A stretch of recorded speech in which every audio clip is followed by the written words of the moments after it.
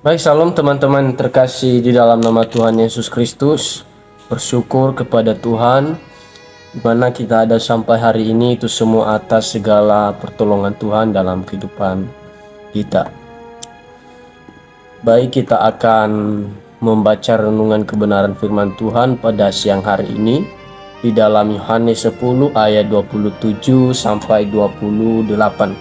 Saya akan membacanya kepada teman-teman. Begini firman Tuhan, "Domba-dombaku mendengarkan suaraku, dan aku mengenal mereka dan mereka mengikut aku. Dan aku memberikan hidup kekal kepada mereka, dan mereka pasti tidak akan binasa sampai selama-lamanya. Dan seorang pun tidak akan merebut mereka dari tanganku." Dari pembacaan renungan firman Tuhan ini, saya akan memberikan tema yaitu sekali selamat tetap selamat. Nah, arti dari sekali selamat tetap selamat kita kasih dalam pengertiannya ini. Konsep keselamatan dalam Alkitab adalah bahwa karena kasih karunia seseorang diselamatkan oleh imannya melalui Yesus Kristus. Ini bukan hasil usaha manusia, itu bukan hasil pekerjaan manusia, tetapi pemberian Allah. Jangan ada yang memegahkan diri. Bisa kita baca di dalam Efesus 2 ayat 8 sampai 9.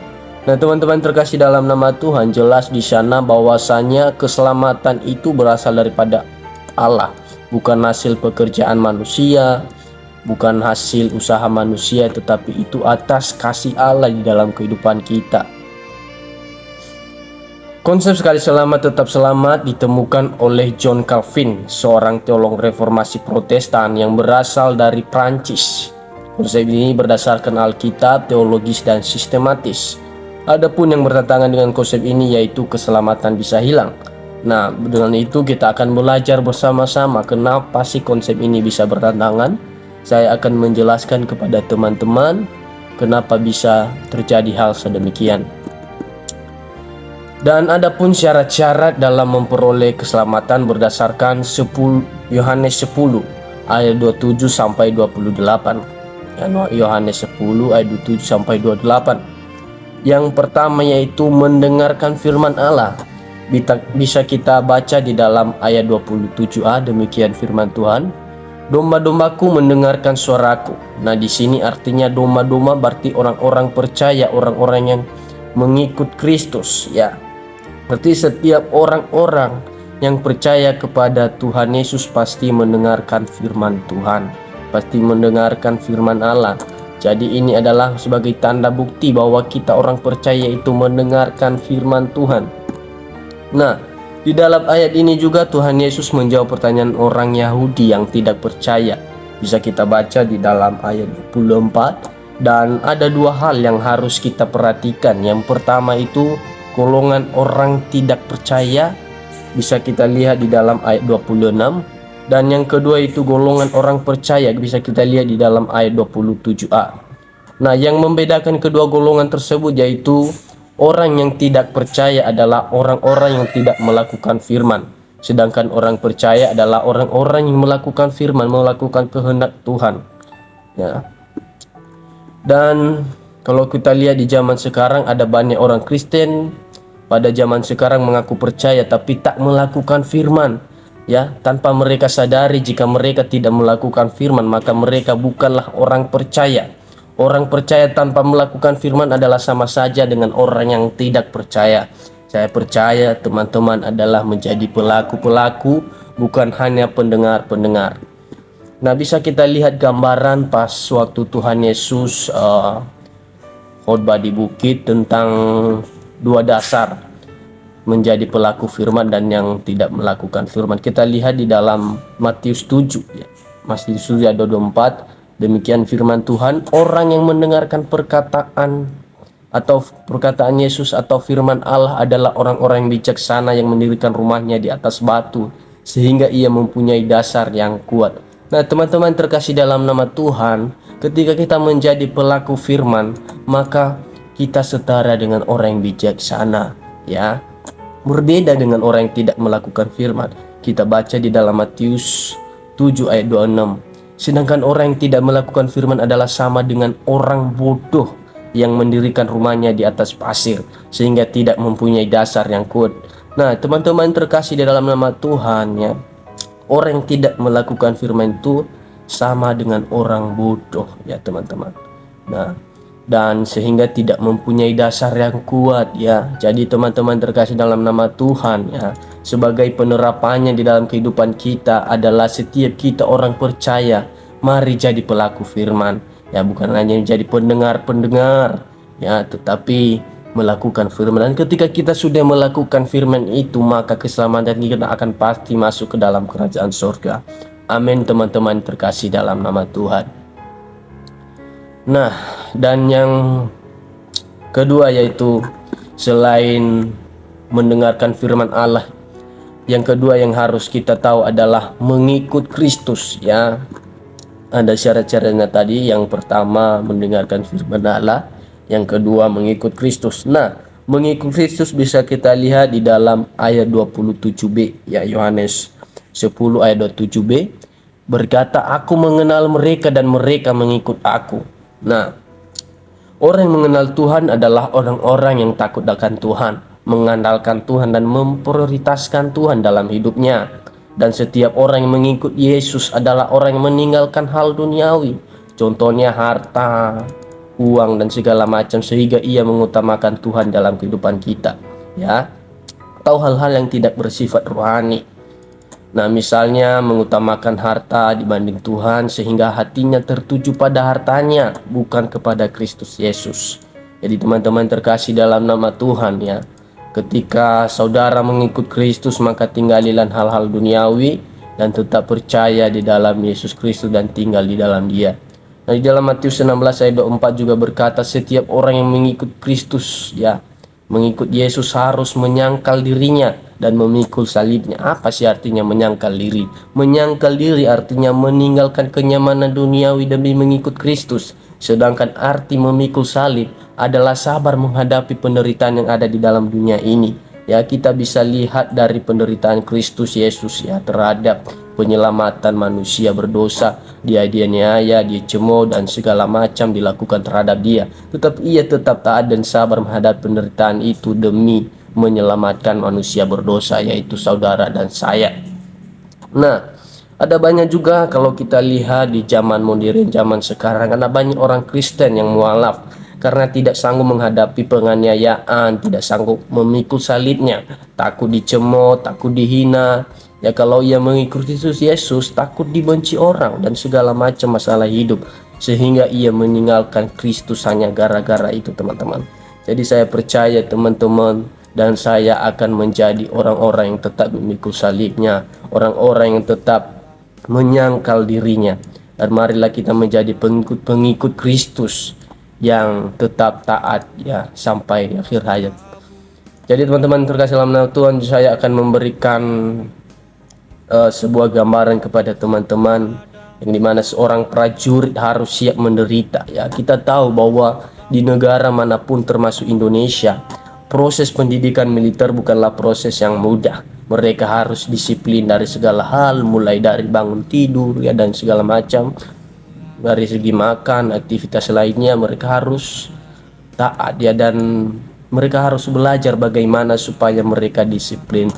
Nah, demikian pun dalam kehidupan kita sebagai orang-orang percaya, sebagai orang-orang Kristen ya. Marilah kita setia mengikut Kristus ya. Hendaklah kita menyelesaikan tugas dan tanggung jawab kita ya. Tugas kita apa sebagai tugas kita orang percaya, yaitu mengasihi Allah. Itu adalah tugas kita, itu adalah tanggung jawab kita. Jadi buat teman-teman terkasih dalam nama Tuhan, marilah kita tetap mengikut Kristus apapun yang terjadi teman-teman ya. Maka ada upah yang kita dapat ya, keselamatan kita akan pasti masuk surga. Saya akan kasih apa yang menjadi penerapan dalam kehidupan kita ya. Yang menjadi penerapannya itu sebagai orang-orang yang mengikuti Yesus harus sabar dan setia mengikut Yesus ya. Jangan hanya karena takut kehilangan kehormatan, takut kehilangan jabatan dan segala macam hal-hal masalah lainnya ya, sehingga kita meninggalkan Yesus ya. Tuhan Yesus mau supaya saudara dan saya taat dan setia dalam mengikut Kristus. Amin teman-teman terkasih di dalam nama Tuhan. Ya, jadi dalam kehidupan kita marilah kita tetap taat, marilah kita tetap mengikuti Kristus ya. Apapun masalah-masalah, problem-problem yang terjadi dalam kehidupan kita, bahwa Kristus adalah satu-satunya jalan, kebenaran dan hidup. Ya, tiada jalan lain untuk menuju ke dalam kerajaan surga. Ya, Tuhan sudah mengasihi saya dan saudara. Ya, tetap berpegang pada iman. Keselamatan kita tidak akan pernah bisa hilang jika kita tetap tekun, kita tetap taat mengikut Kristus, teman-teman. Nah, keselamatan kita juga sebagai orang percaya udahlah pasti masuk ke dalam kerajaan surga. Keselamatan tidak akan pernah bisa hilang ya. Di dalam pandangan tadi, konsep tadi bahwa keselamatan bisa hilang. Nah, kita bisa lihat itu mungkin di dalam penafsirannya salah, teman-teman terkasih dalam nama Tuhan. Ya. Keselamatan kita sebagai orang percaya tidak akan pernah bisa hilang ya. Keselamatan kita udah pasti masuk surga. Setiap orang yang mengikut Kristus akan menerima keselamatan ya. Bisa kita lihat di dalam Yohanes 10 ayat 28, demikian firman Tuhan, "Aku memberikan hidup kekal kepada mereka dan mereka pasti tidak akan binasa sampai selama-lamanya. Dan seorang pun tidak akan merebut mereka dari tanganku." Nah, di sini jelas-jelas perkataan Yesus ini ya, bahwa keselamatan setiap orang percaya tidak akan pernah bisa hilang. Tidak ada seorang pun yang merebut mereka dari tangan Yesus Kristus, teman-teman. Jadi buat teman-teman terkasih dalam nama Tuhan, sekali percaya Yesus pasti masuk surga. Dan jika konsep ini menjadi penerapan, konsep keselamatan bisa hilang. Dan jika ini menjadi pegangan teman-teman, sama saja teman-teman menganggap Tuhan Yesus itu berbohong. Tapi ini adalah perkataan Yesus ya, bahwasanya keselamatan itu tidak akan pernah bisa hilang ya. Ya, jadi teman-teman terkasih dalam nama Tuhan Yesus ya, perkataan Yesus ini tertuju pada tiap-tiap orang percaya, orang-orang yang melakukan firman Allah dan mengikut Kristus dengan setia. Amin teman-teman terkasih dalam nama Tuhan ya. Dengan konsep keselamatan bisa hilang ini bisa disebabkan oleh kesalahan dalam menafsir Alkitab ya. Ini adalah ada kesalahan di dalam menafsir Alkitab sehingga membuat konsep keselamatan bisa hilang ya. Dan ini pun bisa saja bertentangan dengan perkataan Yesus tadi di dalam Yohanes 10 ayat 28, bahwasanya keselamatan tidak akan pernah bisa hilang ya, tidak akan pernah bisa yang memisahkan kita dari kasih Allah ya. Dan sehingga penerapannya pun salah. Nah, ketika penafsirannya juga salah, teman-teman, berarti penerapannya juga salah ya. Ada banyak orang meragukan keselamatan hanya gara-gara konsep ini, teman-teman ya. Jangan pernah teman-teman menerapkan konsep ini dalam kehidupan teman-teman, bahwa keselamatan itu bisa hilang. Keselamatan kita udah pasti masuk surga. Setiap orang percaya udah pasti masuk surga ya.